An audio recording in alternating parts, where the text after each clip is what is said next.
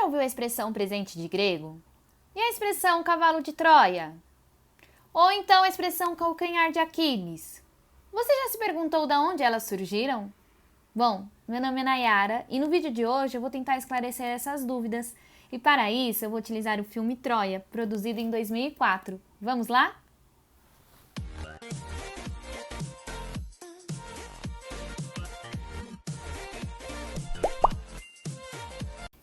Galera, antes da gente começar a falar aqui sobre o assunto que eu irei abordar no vídeo de hoje, acho muito interessante a gente relembrar que eu já tenho um vídeo onde eu falo sobre as características culturais gregas e eu utilizei o filme Alexandre. Então, se você quiser assistir, eu vou deixar o link na descrição do vídeo de hoje, que lá tem informações muito interessantes que vão ajudar no entendimento melhor do vídeo de hoje. Agora, se você preferir ir já, neste momento, assistir o vídeo e depois voltar aqui para conhecer o conteúdo que eu vou passar hoje, você vai clicar no cardzinho que aparece aqui em cima na tela, que ele vai te levar diretamente para lá. Aí depois é só você retornar para ver o que eu vou falar sobre o filme Troia aqui hoje, tá bom? Agora, vamos lembrar um pouquinho no que eu disse lá no vídeo anterior, onde eu falo que o conhecimento grego é transmitido de forma oral, principalmente através das poesias cantadas, porque era muito mais fácil a memorização. É muito mais fácil a gente memorizar música do que um texto, não é verdade?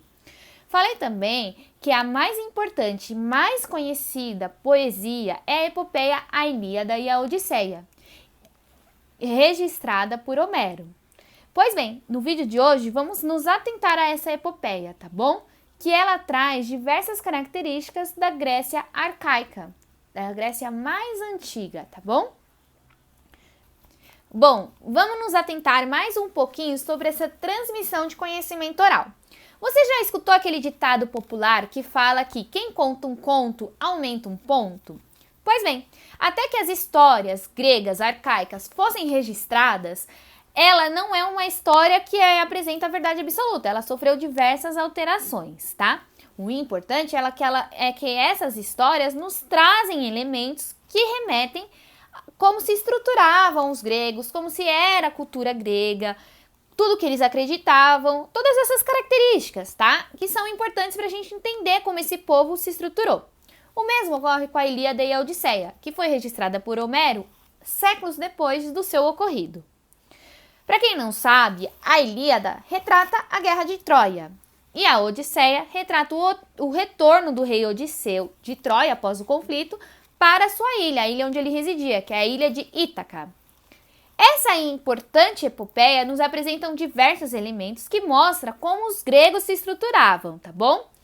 Para a gente entender melhor isso, vamos focar na Ilíada, ok? A Guerra de Troia é um conflito que ocorreu entre os gregos e troianos que durou aproximadamente 10 anos. A Ilíada narra os últimos anos desse conflito, tá bom? Que deu a vitória aos gregos.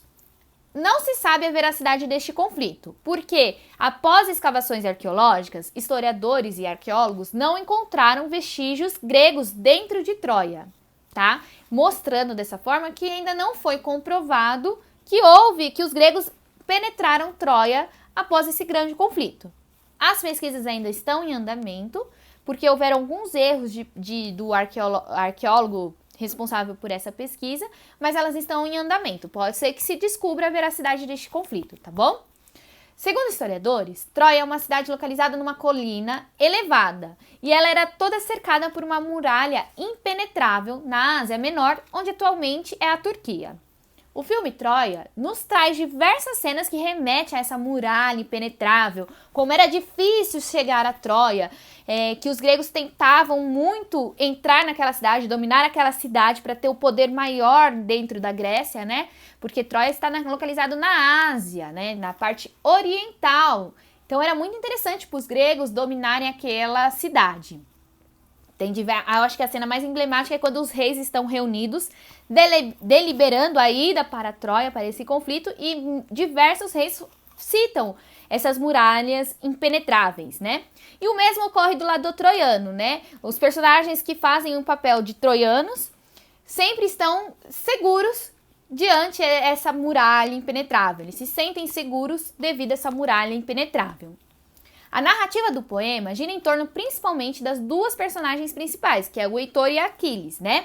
Heitor filho primogênito do rei troiano, que é um príncipe guerreiro que está sempre à frente de diversas batalhas para defender o seu país.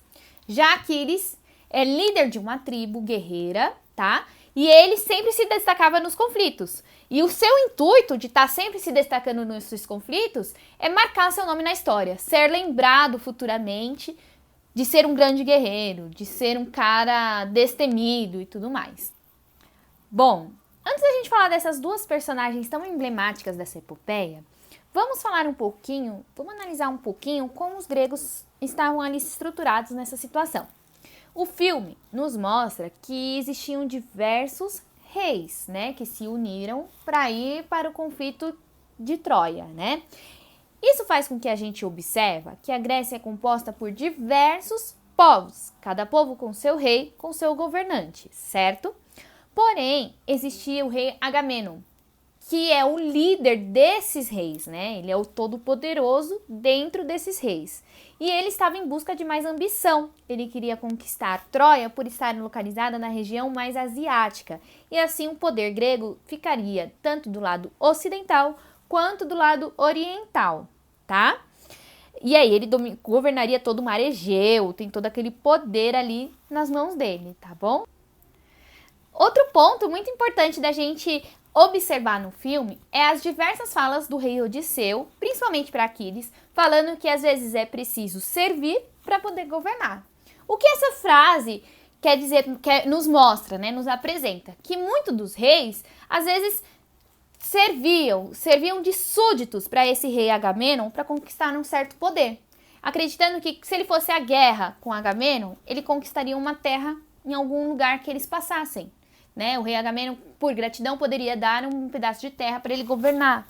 Ou então, ganhar ouro para poder investir investir ali na cidade que ele residia e assim por diante. Então, muitos dos reis, eles se aliavam para conquistar mais poder, mais ambição, né? Eles atingirem a sua ambição, às vezes só para marcar o seu nome na história, como é o caso de Aquiles, embora ele não fosse o rei. Ele só era um líder de uma tribo, tá bom? Vamos falar agora um pouquinho do conflito entre Aquiles e Heitor, né? Qual a importância dessas duas personagens para essa história? A importância é que os gregos queriam transmitir que eles eram heróis, eles eram guerreiros, eles eram conquistadores. E por isso a importância desses dois personagens que lutavam bravamente. Não é o foco do vídeo de hoje a gente falar sobre a questão da religiosidade, da mitologia grega. Porém, eles acreditavam que esses dois personagens estavam apoiados por esses deuses e que a todo momento no conflito esses deuses, inclusive, interferiam ali.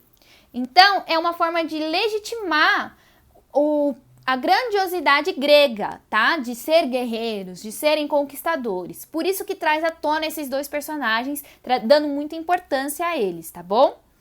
Após a batalha dos dois, né, em que Aquiles vence, né, Aquiles ele consegue matar o Heitor num conflito entre os dois, e os gregos respeitam os rituais fúnebres troianos, e aí eles fingem que foram embora de Troia e deixam um enorme cavalo de madeira, só que dentro desse cavalo estavam diversos gregos. Os troianos, acreditando ser uma oferenda aos deuses, levam esse cavalo para dentro da cidade. E ao anoitecer, os gregos saem desse cavalo e tomam a cidade de Troia. O filme mostra muito bem como ocorreu essa invasão grega em Troia. E é desse feito, né, dessa atitude grega, que surge a expressão presente de grego, para se referir a um gesto de amizade falso, né, já que os gregos agiram de falsidade com os troianos. E também a expressão cavalo de Troia, para se referir a infiltrados em campo inimigo, tá? Dentro desse cavalo de Troia estava Aquiles, e Aquiles entra dentro da cidade de Troia.